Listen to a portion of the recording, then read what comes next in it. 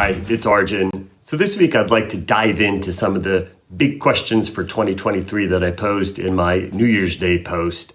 There are 5 questions. I think I'm going to do this in a multi-part video series to keep the length manageable. I'll focus on one of the questions in this video. So the 5 questions I posed, first one was, if oil prices fall in 2023, which is possible if you have global recession, so on and so forth, and returns on capital therefore fall with it, would that mean the structural ROCE cycle is over? And in my view, the answer is almost certainly no, it does not mean that.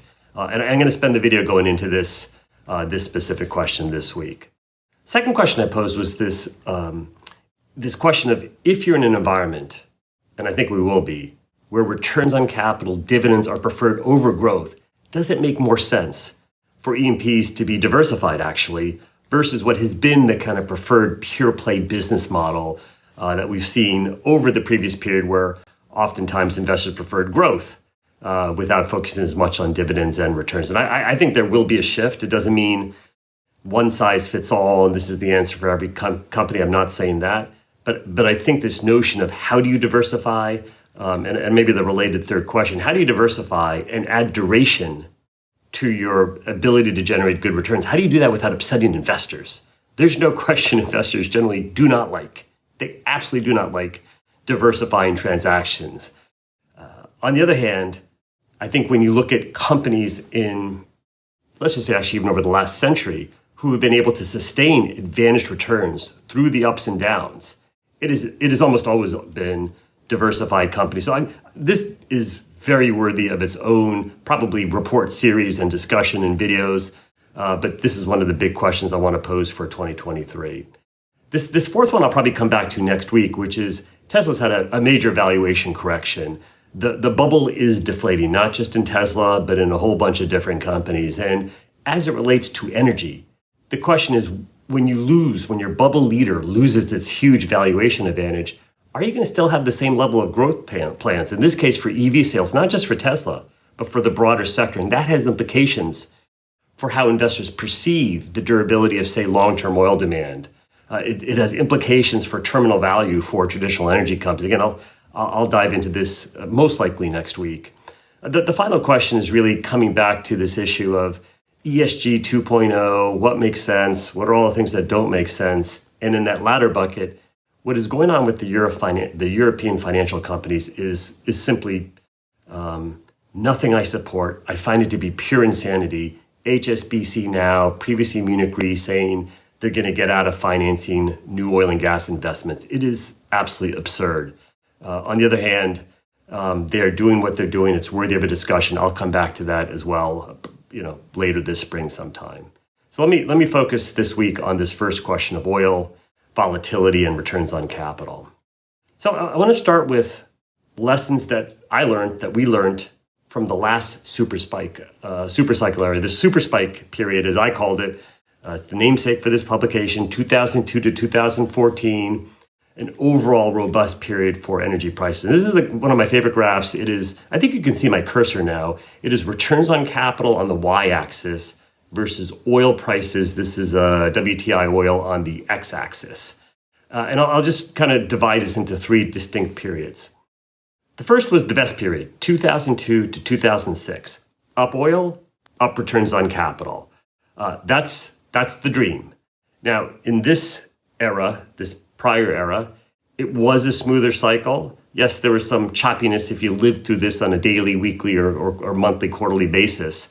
But on an annual basis, it was generally up oil, up returns. But that peaked in 2006. That was the high point of that entire 14-year era.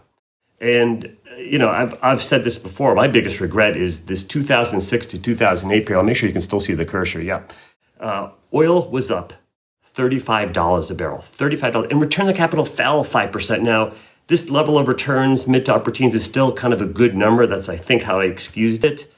But that's a real warning sign. It's not like oil was up $5 and returns fell a little bit. Oil was up $35 a barrel and returns on capital fell. A huge warning sign. And you really saw that most meaningfully play out in this third kind of line I want to show, which is 2012 to 2014, $100 oil environment.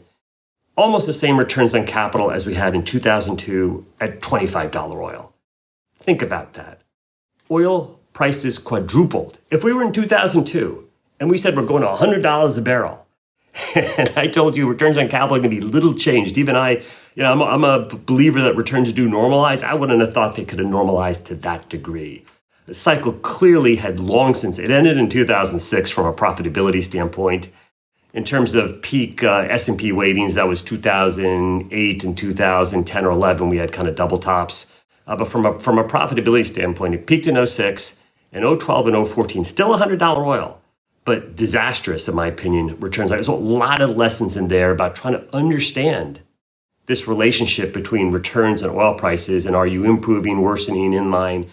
So I'd like to shift to the current period now to try and look at some real-time indicators. So this is quarterly data points from, the gray dots are quarterly data points from 2015 to 2019, kind of the second half of the bust period.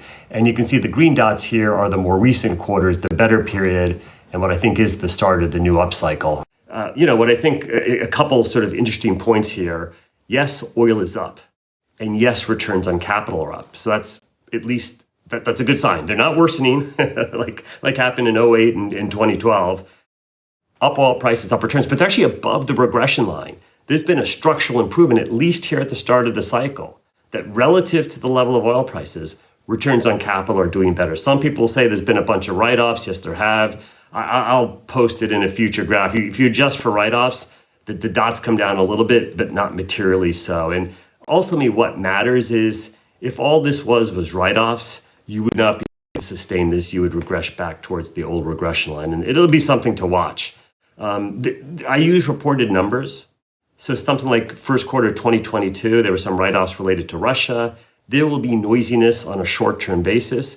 But what I will be looking to do is to really understand, let's just say in 2023, we have a deep global recession. It's not my call. I don't publicly forecast oil prices anymore or these kind of things. This is a commentary on long-term trends. But let's just say we have $60 oil. It'll make a huge difference if returns on capital are still double-digit versus if you start falling towards break-even or lower profitability. Something to watch. I will say the opposite is also going to be true. Maybe we're a coiled spring right now. Without inventory, spare capacity, China reopening, we'll see how that goes. Maybe we don't have recession. Maybe we have well over $100 oil. It will, in that case, also be important to see that returns are improving with the higher oil prices. This is going to be a key. I'll keep coming back to this graph in this video. I think it's very important to monitor conditions. One of the things that kind of gives me confidence that at least at this current in time, meaning this year, 2023, maybe next year as well, CAPEX is still much closer to trough than it is to even mid-cycle or peak. So this gray line is in real terms the CAPEX from 2002 to 2014. The green line is the current era. And you can see it's tracking almost one for one. Now, demand is up 25%, so pretty notable that despite a 25% increase in oil demand from low 80s millions of barrels per day 20 years ago to about 100 million barrels a day today, CAPEX is about the same. This current level of CAPEX is implying a 60% reduction in future demand. There's, in my opinion, you can be the biggest bear on oil, you can be the biggest climate hawk.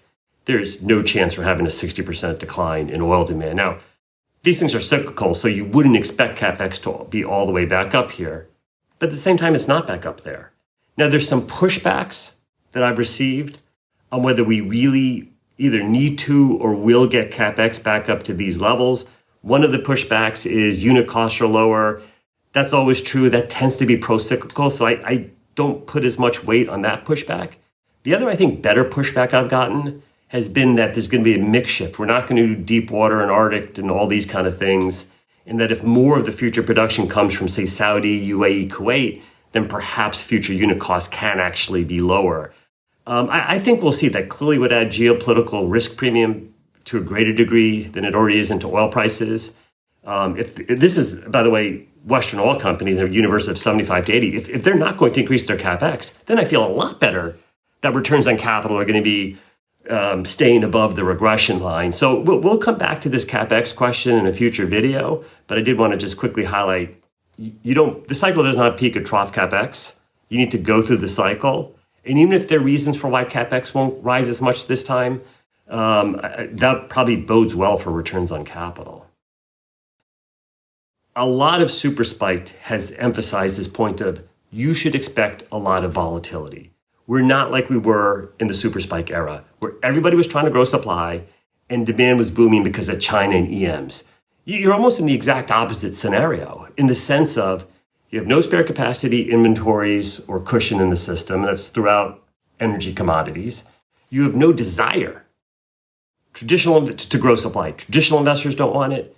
ESG investors don't want it. Western world politicians, for whatever reason, don't want it. And so you're seeing a real restraint, as you saw in the previous graph on CAPEX.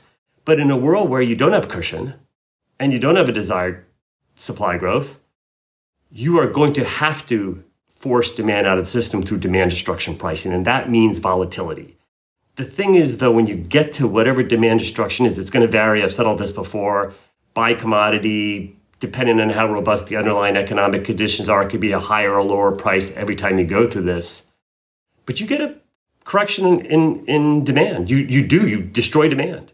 And you get a weakening, a loosening of conditions, as we've seen here towards the second half of 2022 and at the start of 2020. Some of that's weather, some of it's China shutdowns, but some of it's the reaction to very high prices last summer and last spring. And so a 1 standard deviation move in oil on a quarterly basis, which I think is a relevant investor time frame, is going to be about $20 a barrel. That's 1 standard deviation. And you, of course, can have 2 and 3 standard deviation moves. So if your centering point, let's just say, is $90 a barrel, a 1 standard deviation move means in any quarter, you can have 70 or 110. That's just 1 standard deviation. You can obviously have 2 and 3 standard deviation moves. And you should expect that. So the question then is, if you're going to have all this volatility, isn't that bad for traditional equities? And I reject that premise. I accept the notion that there has historically been an inverse correlation between volatility and valuation. Absolutely true. But I do think the paradigm matters. And maybe I'll just expand on it in this, what I think is the last graph. It's that same chart of quarterly returns on capital versus oil prices.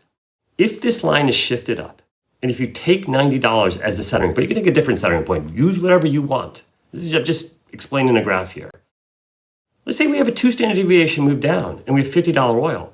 It makes a huge difference if your trough return on capital is going to be 6, 7, or 8%, or maybe even 10%, versus losing billions of dollars as we've done in past down cycles. I actually took COVID out of here to clean up the graph a little bit. You clearly could have worse outcomes than this one. Sorry for that. And similarly, if you go up, do we continue? So if your centering point is a 20% return on capital, that's very different. That's very different than when your centering point's a 5% return on capital, as it was for the previous 5 years. And so, yes, all else equal, investors favor smoother environments over more volatile environments. But you just can't say that as the be-all and end-all. When I'm done with the analysis, it's more volatile, so valuations will never pick up. Not true. If you have a 20% return on capital as your centering point, that is hugely different than if your centering point is 5%. And if your trough return, which is what I think is most relevant, turns out to be a 5, 6, 7, 8% return on capital, either for the sectors, I think it will be for the foreseeable future, or the top quartile of companies, which is always what I care most about, who is best in class. How do you stay, I think you're going to have, there is scope here for pretty significant valuation improvement as investors get their arms wrapped around the idea that structural profitability, if not for the sector for the foreseeable future, or for the best-in-class companies, as I think will be most true over the longest period of time, as people gain confidence that are structurally better, has some pretty important valuation ramifications. So I'd like to end this video on a personal note. This week, I had the great pleasure of joining my friend, former partner and colleague Jeff Curry in Miami to help kick off the Goldman Sachs Global Energy Conference and what was the return of the Jeff and Arjun show. Jeff and I think, both had a blast up there, and we had a good time going out to dinner with some old friends the night before. And we were in South Beach. Couple things here. I've not actually been to South Beach in a while. That's a place I got to spend more time in. It was it blew me away, and to see so much of actually the investment community down there, including energy folks and other market participants, pretty exciting times. And I I get the appeal. I think the other point I just want to make is, Jeff and I grew up together at Goldman. We were probably both vice presidents, managing directors, partners together. And our career progressed most meaningfully over that super spike era. And I think, we had different clients. Jeff was focused on commodities. I was focused on equities. I was exclusively focused on traditional energy equities and some clean energy. Jeff has much broader perspectives across the commodities complex. But when it came to the oil forecast specifically, which both of us independently and together became probably best known for, we had to have a lot of really healthy discussion, debate. And so we'd clash, but that clash, I think, created, I think some very market relevant research. And it was a really exciting and important collaboration. I believe we brought out the best in each other. We were able to push each other, adjust one's views. Again, I came at it more from the equity analysis side of things, Jeff more from the commodity side. And I have to tell you, I do miss that. It is a hard thing to replicate later on in your career. And as much fun as Jeff and I had, and it'd be great to do more of these things, we cannot replicate, and nor does it make sense to, the regular road shows we used to do, 15 years ago. The thing is, how do you replicate the kind of the creative process, the analytical process, where you end up having impactful calls? Not always right, as Jeff and I think would both attest. Sometimes, if not many times, wrong. But it was really just a phenomenal working collaboration, and I miss it. It was great to be with everyone at Goldman, to be with so many of my former clients and colleagues, and I think it was a terrific conference, and maybe more on some takeaways in future videos. Thank you.